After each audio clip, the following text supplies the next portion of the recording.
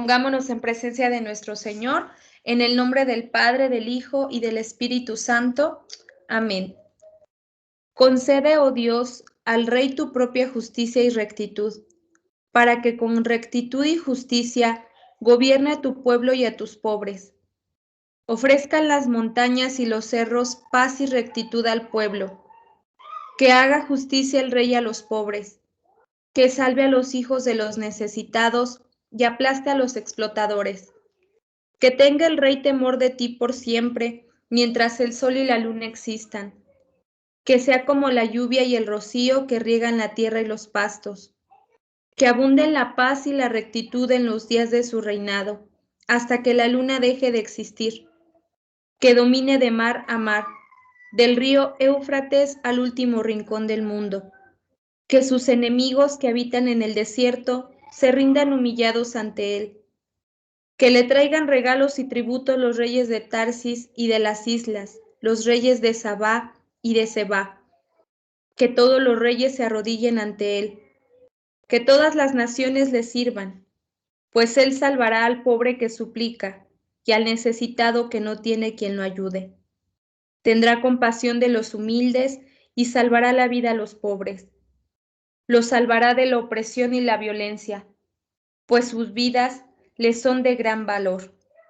Viva el Rey, que le den oro en Sabá, que siempre se pida a Dios por él, que sea siempre bendecido, que haya mucho trigo en el país y que abunde en la cumbre de los montes, que brote el grano como el Líbano y que haya tantas espigas como hierba en el campo, que el nombre del Rey permanezca siempre, que su fama dure tanto como el sol, que todas las naciones del mundo reciban bendiciones por medio de él, que todas las naciones lo llamen feliz.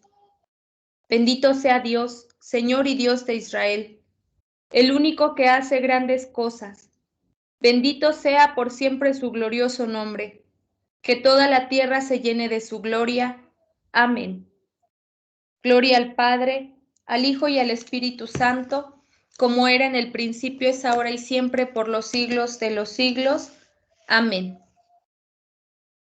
Señor, te pedimos que en este día, en este momento y en el lugar en donde cualquiera de nosotros nos encontremos, tu Santo Espíritu, Señor, venga a iluminarnos, nos conceda la gracia de poder mantener esas lámparas encendidas, de ser luz, de ser sal, de ser esperanza para los más necesitados, que nuestra vida sea congruente, que nuestra vida sea coherente, que el mensaje que el día de hoy cada uno de nosotros podamos acoger sea de gran bendición para poder llevarlo y compartir al más necesitado, al que no te conoce, al enfermo, al que sufre, al que está aquejándose, Señor, aquel que se ha apartado de tu amor. Envía tu Santo Espíritu sobre cada uno de nosotros, Señor, y que nuestra Santísima Madre también venga a acogernos. Ven, Espíritu Santo, llena los corazones de tus fieles y enciende en ellos el fuego de tu amor. Envía, Señor, tu Espíritu, y todo será creado, y se renovará la faz de la tierra. Santísima Madre Virgen María, ven y acógenos, Santísima Madre. Intercede por nosotros y permite que podamos recibir el mensaje y compartir este gran banquete que ha sido preparado por tu Hijo con mucho amor. Todo esto lo pedimos en el nombre del Padre, del Hijo y del Espíritu Santo. Amén. Bueno, pues ahora sí vamos a comenzar. Les comentaba, ¿verdad?, que esto que hoy les compartiré está titulado La vida eterna. Y bueno, pues vamos a saber primero en qué consiste, qué es la vida eterna. Este salmo que les compartía es un salmo de alabanza, es un salmo en donde viene a cada uno de nosotros pues a darnos también una alegría, una esperanza, es la dicha de poder alabar a Dios con todo nuestro corazón, es el reconocimiento de nuestro Creador, ¿verdad?, de nosotros hacia Él. Dice claramente en uno de los versículos, en el versículo 26, ¿verdad? Oh Dios de mi corazón, tú eres la herencia mía por toda la eternidad. Quiere decir en una sola palabra que Dios es nuestro todo, por siempre y para siempre. Bueno, pues entonces vamos a ver qué es el gran triunfo, a qué se le conoce como el gran triunfo. El gran triunfo para todos nosotros los católicos debería ser pues llegar al cielo, ¿verdad? Trabajar para poder llegar al cielo. ¿Y qué es el cielo? Tenemos que saber qué es el cielo y tenemos que saber también quiénes son los que van al cielo.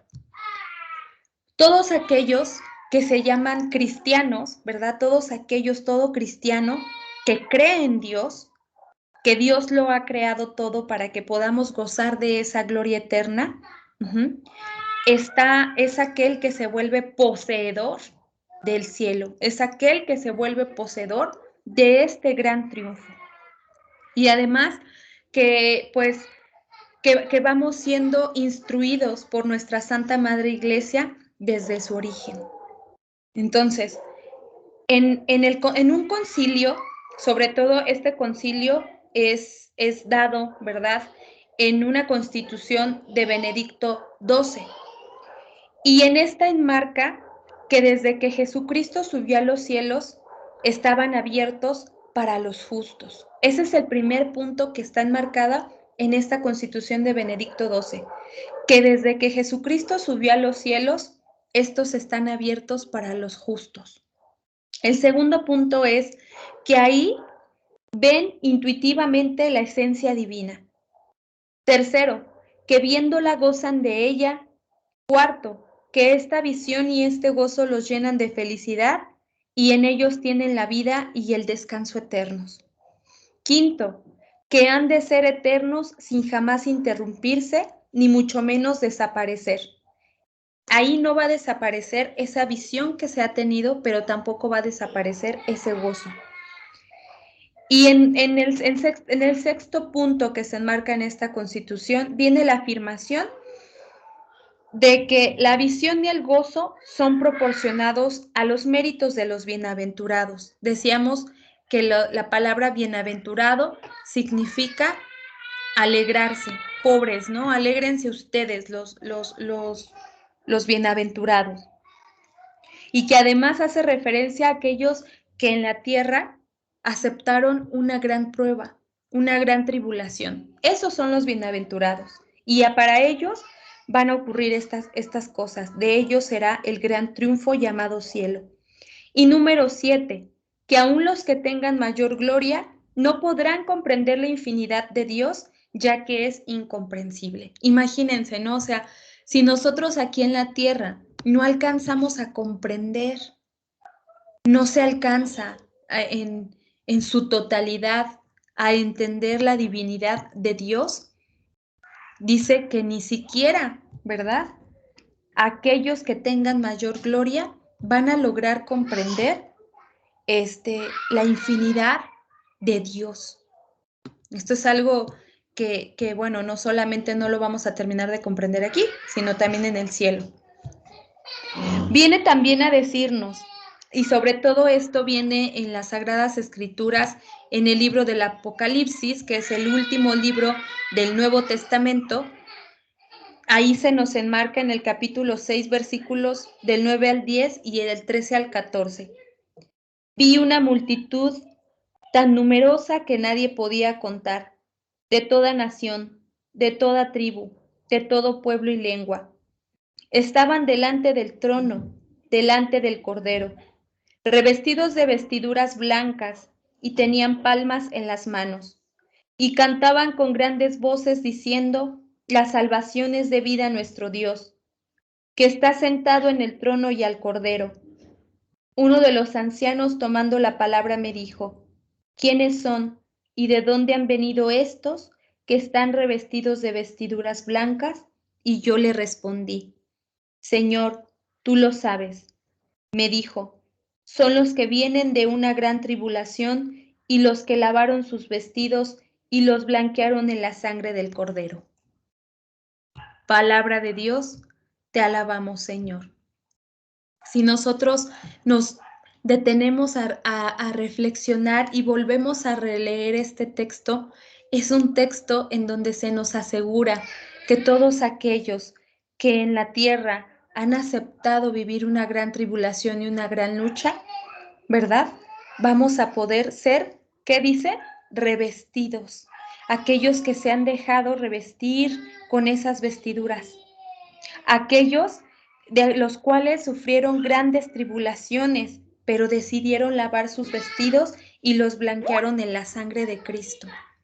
Fíjense qué bonito, ¿no? Nosotros a lo mejor lo escuchamos y decimos, ah, sí, pues sí está hablando. A lo mejor muchos pueden decir que se habla de los ángeles, pero no está hablando de los ángeles. Está hablando de esas personas que aquí en la tierra aceptaron con humildad, cargaron con su cruz y decidieron, ¿verdad?, aceptar también la palabra de Dios en cada uno de ellos. En este texto, hermanas, si ustedes lo vuelven a releer, van a encontrar que se mencionan aquellos que van a ir al cielo. Y fíjense que yo cuando lo estaba leyendo decía, bueno, por lo menos puedo tener por seguro, no asegurado, ¿verdad? Pero para mí, en mi, pues, ¿cómo decirlo? En mi esperanza, por lo menos puedo decir que tengo que seguirme esforzando, que tengo que seguir aceptando con amor las tribulaciones que estoy viviendo. ¿Quiénes van a ir? ¿De quiénes se está hablando en el libro del Apocalipsis? De aquellos que vienen de una gran tribulación. Hazte esa pregunta. ¿Tú has vivido una gran tribulación? Puedes decir sí, pero ¿la has aceptado? ¿La has vivido con amor? ¿Esa tribulación la has vivido con amor? Y además nos viene a decir que aquellos que van a ir al cielo son los que han lavado sus vestiduras en la sangre del Cordero. O sea, todo bautizado, ¿verdad? Es también ya un puntito para nosotros, porque somos bautizados, pasamos a ser hijos de Dios, hemos vivido fuertes tribulaciones, las hemos aceptado, pero algo muy importante que vamos a ver también ahorita en un texto es que hemos comido del cuerpo y la sangre del Cordero que es Jesucristo.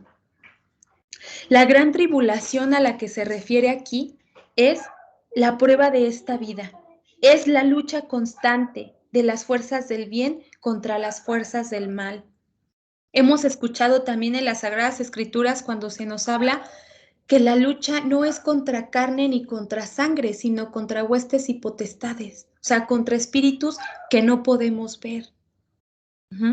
Claramente también en las Sagradas Escrituras está escrito y se lee que están alrededor de nosotros, en el aire incluso están esos espíritus.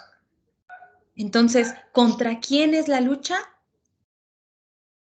Contra esas fuerzas del mal. Pero dice que todo aquel que haya aceptado esa tribulación con amor, ese vencedor va a ser coronado. Tú y yo tenemos una corona que ahí está, en el cielo esperándonos, ¿verdad? Pero tenemos que seguir caminando, tenemos que seguir aceptando y cargando con esta cruz, pero no cargándola como si nos pesara todos los días, no cargándola como si, híjole, un día más que pesar. No, carga esa cruz con amor, porque siempre les he dicho, quien lleva la mayor parte es Dios. Y si tú vas con Dios, ya eres vencedor, te puedes llamar vencedor y serás coronado por Él. ¿Quiénes van a tener también ese lugar en el cielo? Los que están viviendo esta tribulación, pero también aquellos que permanezcan fieles al amor de Dios, luchando contra el egoísmo. Si nosotros decidimos luchar contra el egoísmo todos los días, vamos a gozar de la dicha de tener el triunfo. ¿Y qué supone tener esta fidelidad? Supone el cumplimiento fiel de los mandamientos de Dios, de la ley de Dios. Pero en cambio, quien se deje llevar por sus malas inclinaciones y pisotea el amor de Dios, ¿verdad? Violando sus mandamientos, no puede alcanzar el cielo. Aquellos que se creen a veces como muy abusados, ¿no? No, yo puedo. No, yo, por mis méritos. O sea, no reconocen el lugar de Dios en su vida. No ponen a Dios en primer lugar. En cualquiera de estos casos debemos de recordar, ¿verdad?, que además nos dice que los que irán también al cielo son aquellos que sus vestidos hayan sido lavados en la sangre del Cordero. Esto es un requisito, hermanos. Para poder entrar al cielo, requerimos ¿qué? ¿A qué nos referimos cuando decimos que nuestros vestidos estén lavados con la sangre del Cordero? Nos referimos a que haya vivido una vida o un estado de gracia. Eso significa haber lavado nuestras vestiduras con la sangre del Cordero. Estar en gracia, eso es. Y significa que el alma esté purificada por el bautismo, que no haya cometido pecado mortal alguno. Y si es que haya alguno, ¿verdad?, que se haya podido cometer, haya enmendado, o sea, haya ido al sacramento de la reconciliación, haya enmendado y a través de este sacramento se haya recobrado la gracia santificante mediante el sacramento de la penitencia. Recuerden lo que yo les mencionaba, vamos al sacramento de la reconciliación, ya nos absolvió Jesucristo a través del sacerdote, pero es necesario la enmienda y la penitencia para que sea ¿qué? Borrado, ¿verdad? Entonces, en cualquiera de estos casos, la condición esencial para que podamos entrar al cielo es estar en estado de gracia en el momento de la muerte. Por eso la palabra de Dios es muy clara cuando nos dice, estén preparados, ¿no? Permanezcan ustedes. Estar preparados y permanecer en este estado de gracia implica llevar una vida de oración constante, una vida en la que no dejemos pasar mucho tiempo para ir al sacramento de la reconciliación, a la enmienda, a la penitencia. Esto es muy importante. Les voy a leer un texto y quiero que todos lo vayamos reflexionando, porque esto es muy importante también. Esto nos distingue y esto nos diferencia sobre todo de nuestros hermanos separados. Ellos no lo tienen, ¿verdad? Vamos, te voy a invitar para que tomes el Evangelio según San Juan, capítulo 6, versículos 51 al 58. Vamos a proclamar la palabra.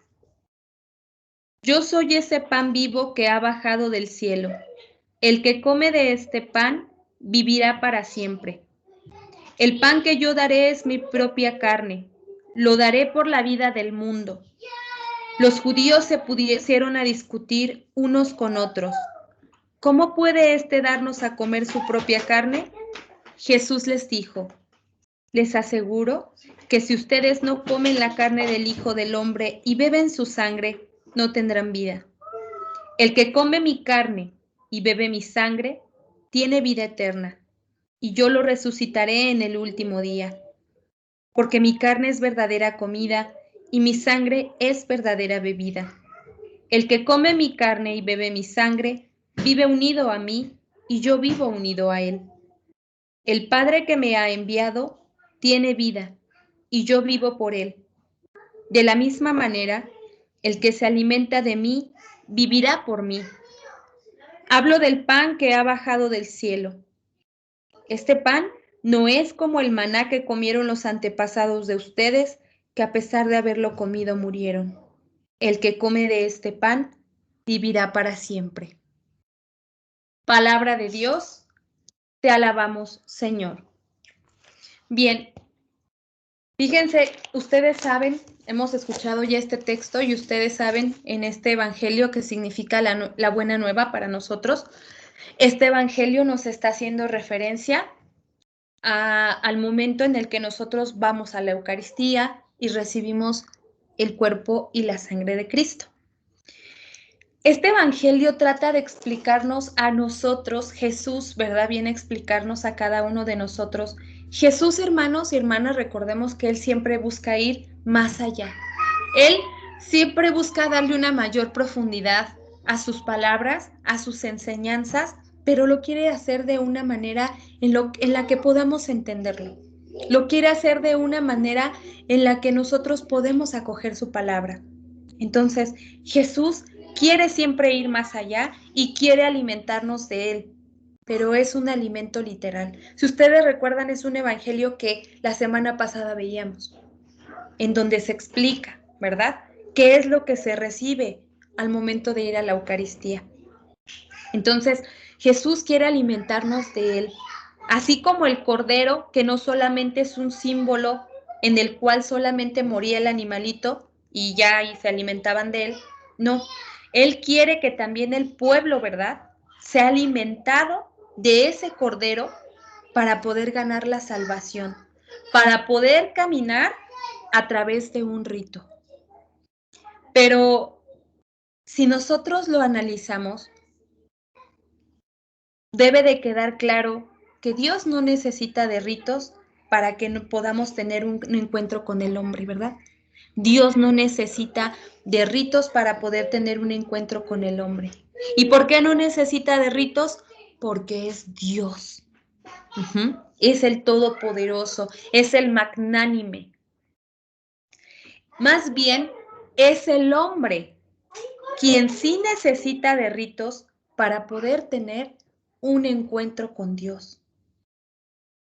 Es el hombre que tiene que hacer actos concretos, ¿verdad?, e intencionales para buscar la presencia de Dios. Por eso Jesús, en este evangelio, en ese tiempo y a la fecha, es muy claro. Jesús le dice a la gente: yo soy el pan de vida. Quien come mi carne y bebe mi sangre, tiene vida eterna. Obviamente, esto para los contemporáneos de Jesús, ¿verdad?, para ellos este lenguaje se les hace un lenguaje duro, se les hace un lenguaje tosco, no lo comprenden. Y tal vez para nosotros esto también sea duro, también para nosotros esto no alcancemos a comprenderlo del todo, porque no terminamos de entender lo que Jesús viene a decirnos. Al decirnos estas palabras: yo soy el pan de vida, quien come mi carne y bebe mi sangre tiene vida eterna. Para los contemporáneos de Jesús, amados hermanos, en el contexto judío, la carne significaba vida, también la sangre. Pero podríamos decir que la carne era el comportamiento. A eso se refería el comportamiento. Y la sangre entonces significaba la vida. Lo que Jesús les estaba diciendo a estos contemporáneos, ¿verdad?, a estos judíos, porque entendamos que Jesús era judío. Sin embargo, Jesús, ¿verdad?, avanzó. Jesús se dejaba iluminar, Jesús se dejaba guiar por las palabras de su Padre. Lo que Jesús entonces les quería decir a estos contemporáneos era que quien comía de su carne se alimentaba de su comportamiento. Y quien vivía, ¿verdad?, y quien vive su vida, ese tendrá vida eterna. O sea, aquel que sigue el ejemplo de Jesús, aquel que come la carne de Jesús, es aquel que se alimenta del ejemplo de Jesús. Viene a decirnos que seamos como Él, que seamos otro Jesús aquí en la tierra también, que lo imitemos, que vivamos esa vida como Él la vivió. Y que esto a nosotros nos está garantizando que tendremos la vida eterna. Pero esto no lo alcanzaban a comprender los judíos. Era imposible, porque ellos decían, ellos pensaban: ¿cómo un humano puede venir a darnos vida? ¿Verdad? Y obvio que Jesús era muy divino, pero también Jesús era muy humano. Tenía esas naturalezas, la naturaleza que tú y yo tenemos, la naturaleza espiritual y la naturaleza humana, Jesús también la tenía. Pero Jesús predominaba en su divinidad, por ser el Hijo de Dios. Sin embargo, también la carne de Jesús nos da vida. ¿Por qué? Porque esa carne fue crucificada en la cruz sin haber tenido culpa alguna. Y es que, hermanos, debemos entender algo. El comer la carne de Jesús no es solamente comer esa carne, no solamente es ir a la Eucaristía, mirar la hostia y contemplarla y recibirla y comerla. No, comer la carne de Jesús, ¿verdad? Es asimilar. Comer la carne y la sangre de Jesús es comerlo a Él, es alimentarnos de Él, beber de Jesús. Significa entonces que tengo que asimilarlo a Él en mi vida, que tengo que convertirme en otra persona. Sigo siendo el mismo físicamente, pero mi vida tiene que cambiar. Mi vida no puede ser la misma. Lo que tú y yo recibimos al momento de comer esa hostia es el cuerpo, es el alma y es la divinidad de Jesús. Quiere decir que es nuestra medicina. Es la medicina para los que necesitamos recibir la gracia de Jesús. La Eucaristía, hermanos, entonces, no puede ser entendida y no puede ser aislada de la celebración. La comunión nunca va a lograr entenderse fuera del sacrificio eucarístico. Esto es lo que a nosotros nos diferencia de nuestros hermanos separados. Ellos hablan mucho esta parte y dicen, pues que ustedes todo lo hacen un rito. Para buscar y para seguir a Jesús no necesitas ir a una celebración. Es verdad, para seguir y buscar a Jesús no es necesario que vayas a algún tipo de estas cosas, pero el mismo Jesucristo instituyó la Eucaristía y su palabra es muy clara y dice, el que come, ¿verdad? De mi cuerpo, el que come de mi carne y de mi sangre, es aquel que va a tener vida eterna. Porque el recibir el cuerpo y la sangre de Jesús en nosotros es tener esa gracia santificante. Y esto nos viene a decir la respuesta también. ¿Quiénes entrarán? ¿Quiénes entrarán al gran triunfo llamado cielo? Aquel que ha recibido el cuerpo y la sangre de Jesús, aquel que lo aceptó en su vida, aquel que aceptó el comportamiento de Jesús y decidió transformar su vida. De ellos es el reino de los cielos. Y también lo vemos en la primera carta de Juan, capítulo 3, versículo 2. Él dice, ahora somos hijos de Dios, aunque aún no se ha manifestado lo que hemos de ser. Sabemos que cuando aparezca seremos semejantes a Él porque le veremos tal cual es. ¿Qué significa ser semejantes a Dios? En espíritu. A eso se refiere. En espíritu y divinidad. No es que seamos igual a Dios, jamás nos vamos a poder comparar a Dios, ¿verdad? Pero si tú buscas tener una vida semejante en cuanto al comportamiento y vivencias como Jesucristo, entonces ya estamos teniendo esa similitud. Tenemos que tener muy claros, nos vienen a hablar y nos vienen a decir. De verdad, lea nuevamente el texto de Apocalipsis, capítulo 6, versículos del 9 al 10 y del 13 al 14, ¿no? Donde se narran estas cosas.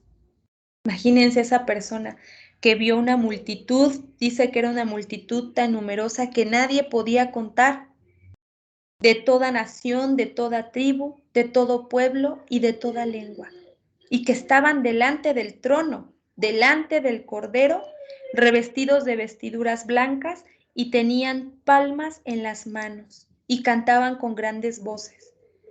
Imagínense, tener esas palmas en las manos significa que estaban alabando a Dios, estaban alabando al Cordero llamado Jesucristo. Él es el Cordero. Dice también, ¿no? Las Sagradas Escrituras en Juan 3:2, bienaventurados los limpios de corazón, porque ellos verán a Dios. ¿Qué es el cielo, hermanos? Tenemos que entender algo. Ya sé que voy a ir al triunfo, al gran triunfo llamado cielo, pero ¿qué es el cielo? El cielo es ese lugar en donde los ángeles y los santos gozan ya de una felicidad perfecta y eterna. Y que además están viendo y poseyendo a Dios. Imagínense estar contemplando el divino rostro de nuestro Señor todos los días. Imagínense, ¿no? ¿Quién se cansaría de contemplar el rostro de nuestro Señor? Nadie. Entonces, eso es el cielo. Es en donde está la felicidad. La felicidad del cielo consiste, hermanos, esencialmente en ver y en poseer a Dios sin temor de perderlo jamás. Ya tienes el triunfo, ya tienes el gran triunfo. Estás en la presencia de Dios y eso nadie te lo va a quitar. De ahí nadie te va a sacar. Dios es para ti, Dios es para mí, pero depende de nosotros querer poseer ese lugar, de querer estar ahí. Dice en la primera de Corintios capítulo 13, versículo 12, al presente no vemos a Dios, sino como en un espejo y bajo imágenes oscuras, pero entonces lo veremos cara a cara. Palabra de Dios, te alabamos, Señor. Tú y yo tenemos un concepto de Jesús, tenemos un concepto de Dios y a veces hasta nos imaginamos cómo podría ser. Es alto, delgado, hermoso. Sí, debe ser hermoso, imagínense, es el amor, es la plenitud, es la misericordia, es el ser más hermoso entonces, ¿no? Y no podríamos o no terminaríamos jamás de describir a nuestro Señor. Es muy claro y lo vemos, o sea, todo aquel que se quiere imaginar a Dios, que se quiere imaginar a Jesús, leyendo las Sagradas Escrituras tiene una visión más perfecta de cómo es. Dice en el Salmo 35 versículo 9, quedarán embriagados con la abundancia de tu casa y les harás beber en el torrente de tus delicias. O sea, es un mar inmenso que no tiene fin. Imagínense, hace una alusión a decir quedarán embriagados con la abundancia, o sea, ahí en la casa, en esa morada que está preparada para nosotros, hay una abundancia de amor, de felicidad, de deleite. Dice además que nos hará beber en el torrente de sus delicias. Esta visión que se tiene de Dios se llama visión bentífica y produce tanta alegría, ¿verdad?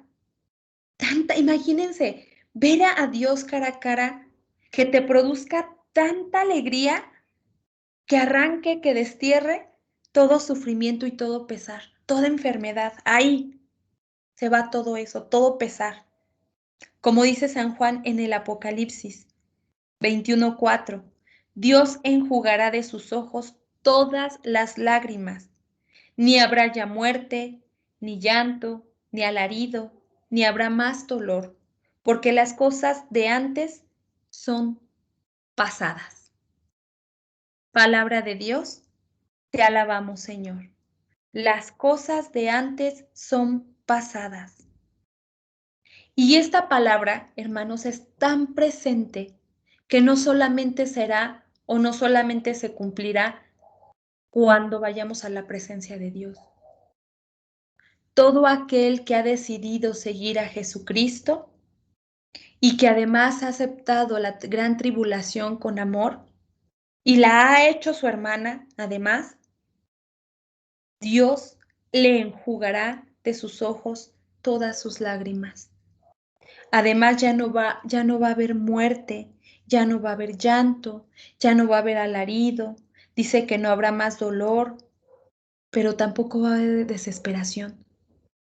Cuando tú haces a Dios, tu vida, tu todo, todas esas cosas quedan en el pasado.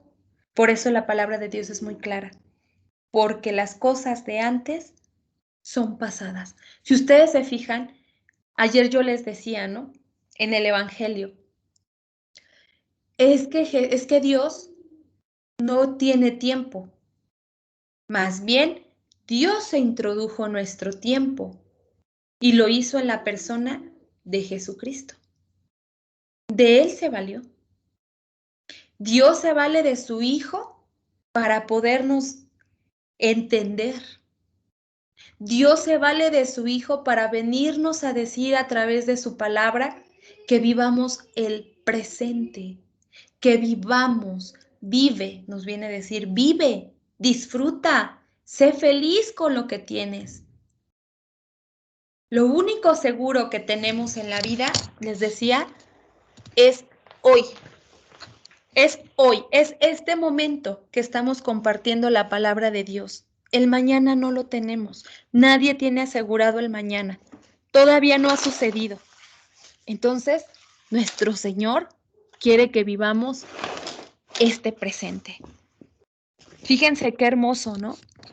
¿Quién de ustedes tomaría a su hijo y le diría, vete a al pasado, ¿no? O vete a este lugar porque pues te necesitan. Es complicado. ¿Quién podría desprenderse de un hijo? ¿Quién podría de nosotros que ahorita nos dijera nuestro Señor, dame a uno de tus hijos? ¿Quién? ¿Quién tendría el valor para decir, sí, Señor, aquí está, mira? Aunque muchas veces podamos decir, pues los hijos somos prestados, ¿verdad? Son de Dios. Sin embargo, sabemos que eso produciría muchísimo dolor en nosotros, produciría un vacío. Eso es lo que nos viene a dar en esta palabra. Y además, hermanos, además de esta felicidad esencial de Dios, ¿verdad? Dios ha querido preparar en el cielo mayores alegrías, mayores gozos, gozos que no podamos comprender.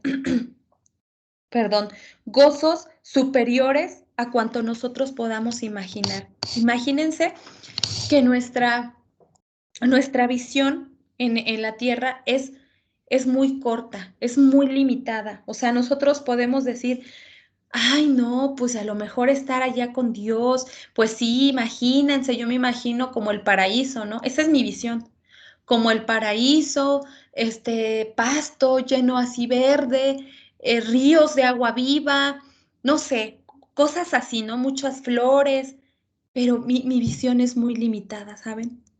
Porque eso es lo que nosotros nos imaginamos, por eso dice la palabra de Dios que nuestra razón y nuestra lógica no es la lógica de Dios. Y nos viene a decir, ¿verdad?, en la palabra de Dios, que esos gozos no los vamos a poder comparar, porque son superiores a todo aquello que nosotros nos hemos imaginado. Y dice aquí, fíjense lo que le sucedía a San Pablo, después de haber sido arrebatado al cielo el apóstol Pablo, se sintió impotente para descubrir tales satisfacciones, por lo que tan solo exclamó, ni ojo alguno vio, ni oído oyó, ni pasó a hombre por pensamiento cuáles cosas tiene Dios preparadas para aquellos que le aman. Palabra de Dios, te alabamos, Señor. Esto está en Primera de Corintios, capítulo 2, versículo 9. Primera de Corintios, capítulo 2, versículo 9. Ni ojo vio, o sea, imagínense, nosotros ni lo hemos visto, ni nos lo imaginamos, pero ni lo hemos visto. Ni ojo alguno vio, ni oído oyó, ni pasó a hombre por pensamiento cuáles cosas tiene Dios preparadas para aquellos que le aman. Verdadero es aquel descanso, esto lo escribe San Juan Crisóstomo, del que está desterrado el dolor, la tristeza y el gemido, donde no hay preocupaciones, ni trabajos, ni angustias, ni el miedo que traspasa y conmueve el alma. Ahí todo es paz, gozo, alegría, dicha, bondad, dulzura, equidad, caridad. No hay ahí emulación, ni envidia, ni enfermedad, ni esta muerte del cuerpo, ni aquella muerte del alma. No hay tinieblas, no hay noche. Todo es de día. Todo es luz, todo es descanso. Qué hermoso, ¿no? Jamás, jamás se terminará esa felicidad. Jamás se va a terminar ese estado de felicidad.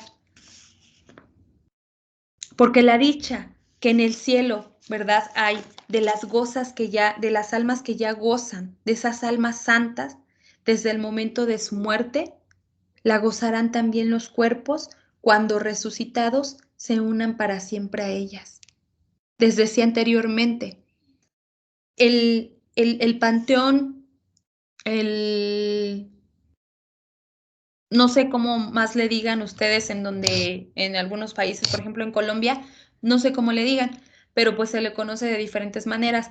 Panteón, Camposanto, bueno, ya se me fueron las otras, pero se le conoce así. Pero en una sola palabra, yo les decía que el significado del panteón significa dormitorio.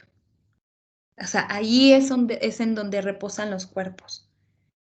Y en el último día dice que van a resucitar. No significa, o sea, no piensen que el cuerpo se va a levantar y tal cual. No. Así como nuestro Señor al momento que murió y resucitó al tercer día, dice que se transfiguró.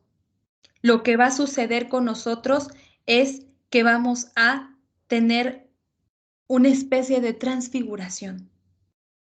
O sea, ya no vamos a tener este cuerpo físico, este cuerpo material, ¿verdad? Pero sí vamos a tener es cuando el alma, es cuando el espíritu trascienden. Vamos a trascender. Y podremos ver a los demás, a aquellos que ya han muerto, pero no con ese cuerpo físico. A eso es a lo que se refiere. Y es muy importante, además, porque fíjense, para gozar de esta dicha, dice, han de esperar las almas santas hasta el fin del mundo. San Ignacio de Loyola decía algo muy bonito. Oh patria amadísima, te saludamos de lejos. Tú eres la verdadera tierra prometida que nos preparó el Padre desde el principio del mundo. Ahí nos espera la plenitud de delicias que nunca se acaba. Ah, perdón, esto lo decía San Agustín. Y San Ignacio de Loyola decía, qué vil me parece la tierra cuando contemplo el cielo. O sea, qué insignificante me parece la tierra, ¿verdad? Casi, casi. Es nada comparar, a lo mejor vemos y decimos, sí, qué grandes maravillas que nuestro Señor creó, qué hermosura. Pero imagínense, ¿no? Qué vil, para que lo diga este santo, qué vil me parece la tierra cuando contemplo el cielo. O sea, en una palabra, en una totalidad, es todo. Dice también, espera un poco y verás cuán presto se pasan los males. Esfuérzate, trabaja fielmente en mi viña, que yo seré tu galardón. Sufre varonilmente lo adverso. La vida eterna es digna de esta y de otras mayores peleas. Vendrá la paz un día que el Señor sabe, el cual no se compondrá de día y de noche, como en esta vida temporal, sino de luz perpetua, claridad infinita, paz firme y descanso seguro. La muerte estará destruida y la salvación será eterna.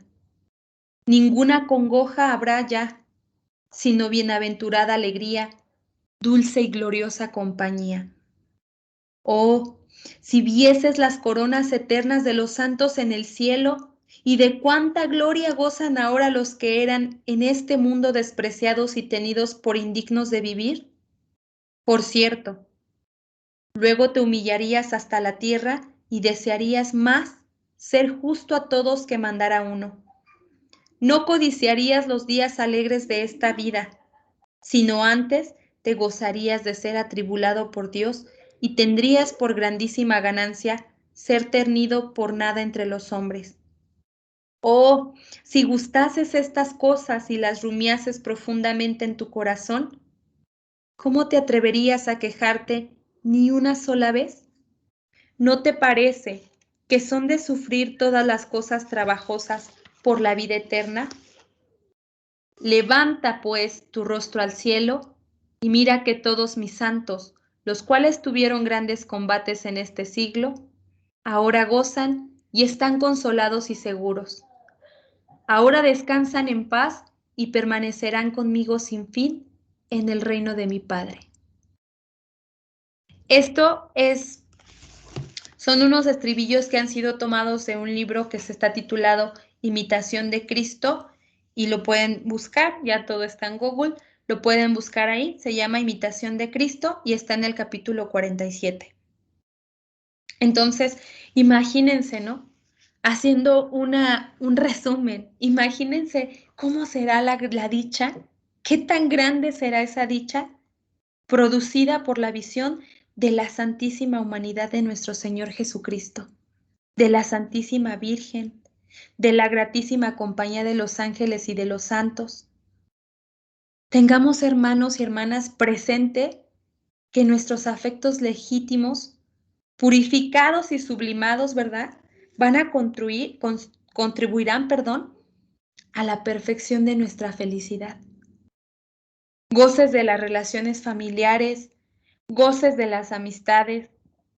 Cada uno se va a regocijar por la dicha de los demás y todos se van a alegrar por la felicidad de cada uno.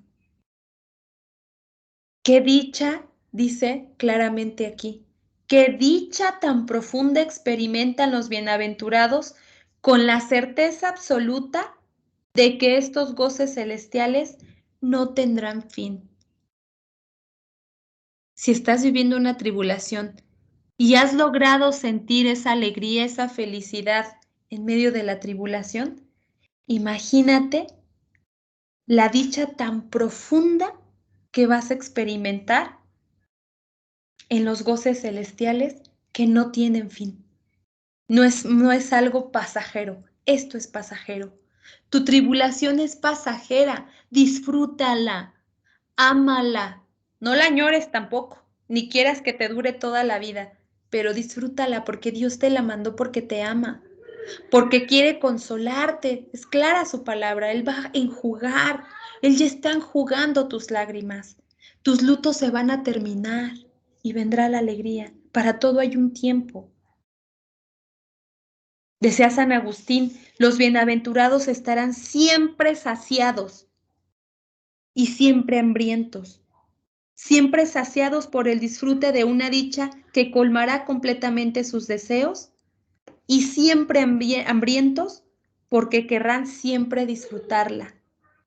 Y durante toda la eternidad gozarán de ella con la misma alegría y la misma satisfacción. Esto es el premio, este es el gran triunfo llamado cielo para aquellos que han acogido con amor esas tribulaciones. Y además debemos de saber que está preparada una corona para cada uno de nosotros. Busquemos imitar a Jesús. Si tú eres bautizado, bueno, ya tienes el primer puntito, ¿no? Pero hay que trabajar todos los días, no podemos conformarnos, y eso es algo que yo en mi testimonio de mi testimonio les puedo compartir. Una vez que tú has conocido a Dios, nada te sacia, nada te satisface. Y por eso constantemente estamos en la búsqueda de ser alimentados por Él.